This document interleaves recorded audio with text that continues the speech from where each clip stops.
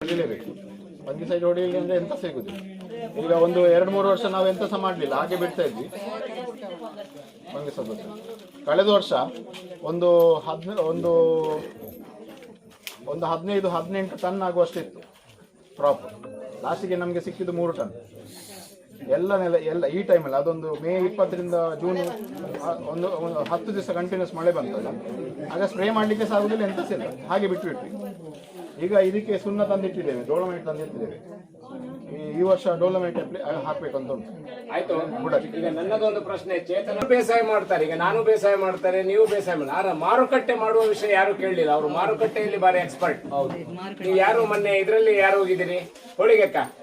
ಮೊನ್ನೆ ಎಲ್ಲಿ ಅದು ಇದಾದದ್ದು ಎಕ್ಸಿಬಿಷನ್ ಫೋರಂ ಮಾಲಿಗೆ ಹೋಗಿದ್ದೀರಾ ನೀವು? ಅವರ ಮಾರುಕಟ್ಟೆ ಶೈಲಿಗೆ ಅವರ ಸ್ಟಾಲ್ ನೋಡಿದಿರಾ? ಅಲ್ಲಿ ಯಾರು ಸೇಲ್ಸ್ ಇದ್ದದ್ದು? ಇಲ್ಲಿ ಅವರ ಒಂದು ಚಾಕಚಕ್ಯತೆ ಹೇಗಿತ್ತು ಅಂತ. ಇವರಿಲ್ಲ ಅಲ್ಲಿ ಪಿಕ್ಚರ್ ಅಲ್ಲಿ, ಇವರಿಲ್ಲ. ಅಲ್ಲ, ಮಿಸಸ್ ಅಲ್ಲ, ಅವರು ಆ ಮಾರುಕಟ್ಟೆ ಮಾಡ್ಲಿಕ್ಕೆ ಅವರು ಆ ತರದ ತಂತ್ರಗಾರಿಕೆಯನ್ನು ಯೂಸ್ ಮಾಡ್ತಾರೆ. ಅದರಿಂದ ಸ್ವಲ್ಪ ಮಾರುಕಟ್ಟೆ ಬಗ್ಗೆ 1-2 ಪ್ರಶ್ನೆ ಬರಲಿ ಅಂತ ನನ್ನ ವಿನಂತಿ. ಯಾಕಂದ್ರೆ ಇಂಪಾರ್ಟೆಂಟ್.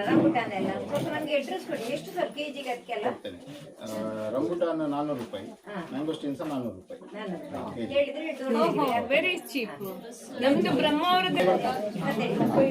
ನಮ್ದು ಈಗ ನೆರಳಲ್ಲಿದ್ದ ತೋಟದಲ್ಲಿ 21ರಲ್ಲಿ 1 ಕೆಜಿ ಆಗ್ತದೆ. ನೆರಳು ಸ್ವಲ್ಪ ನೆರಳಿದ್ರೆ ಕಾಯಿ ಸೈಜ್ ಇಲ್ಲ, ಮರದಲ್ಲಿ ಜಾಸ್ತಿ ಹಿಡಿದಿಲ್ಲ ಅಂದ್ರೆ, ಸ್ವಲ್ಪ ಹಿಡಿದಿದ್ರೆ ಕಾಯಿ ಸೈಜ್ ದೊಡ್ಡ.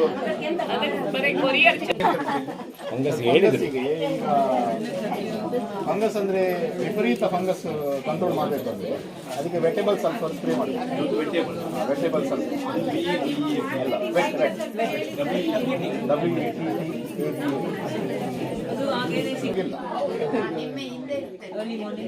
ಯಾವುದೇ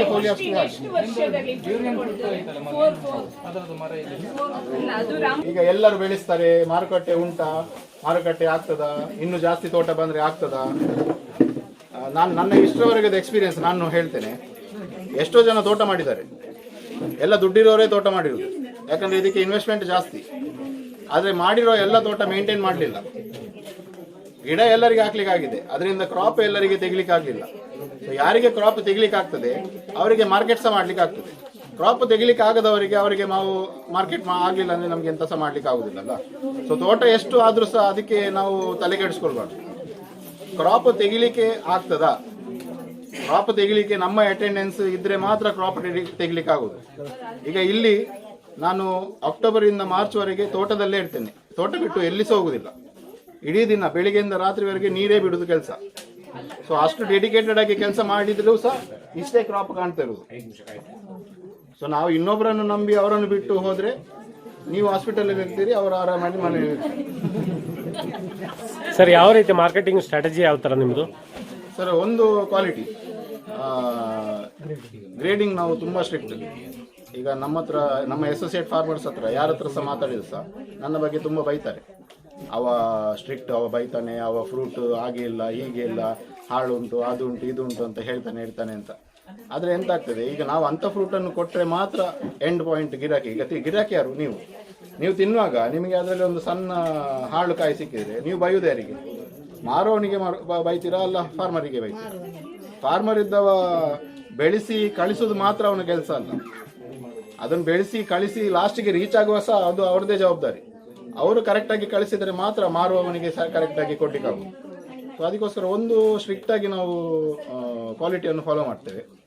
ಮತ್ತು ಒಂದು ಸ್ವಲ್ಪ ಪ್ರೈಸಲ್ಲಿ ನಾವು ಅವರೊಟ್ಟಿಗೆ ಸ್ವಲ್ಪ ಹೊಂದಾಣಿಕೆ ಇರ್ತದೆ. ರೇಟಿದು ವಿಚಾರ ಆಗಲಿ, ಪೇಮೆಂಟಿದು ವಿಚಾರ ಆಗಲಿ, ಒಂದು ಸ್ವಲ್ಪ ಅಂಡರ್ಸ್ಟ್ಯಾಂಡಿಂಗಲ್ಲಿ ಅವರೊಟ್ಟಿಗೆ ಸಹ ಇರ್ತೇವೆ. ಹಾಗಾಗಿ ಇದೆಲ್ಲ ಸ್ವಲ್ಪ ಅಂಡರ್ಸ್ಟ್ಯಾಂಡಿಂಗ್ ಇದೆ ಮೇಯ್ನ್. ಅಂಡರ್ಸ್ಟ್ಯಾಂಡಿಂಗ್ ಇದ್ದಾಗ ಹೋಗ್ತಾ ಇರ್ತದೆ.